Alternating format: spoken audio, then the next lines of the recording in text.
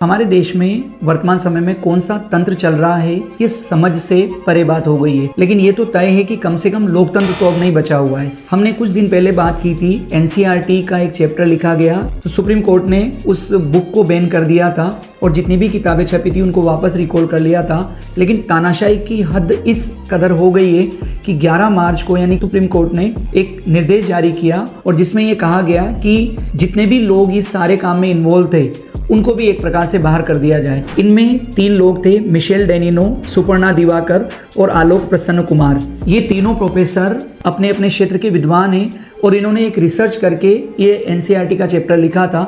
लेकिन अब supreme court इनसे इतना ज़्यादा नाराज है कि इनको सभी प्रकार के जो सरकारी प्रोजेक्ट है उनसे हटा दिया गया है। सुप्रीम कोर्ट ने क्या कभी उन जजों के बारे में ऐसा आदेश दिया जिन्होंने गलत टिप्पणियां की थी? कभी उन जजों के बारे में ऐसा आदेश दिया जिन्होंने गलत निर्णय दिया था?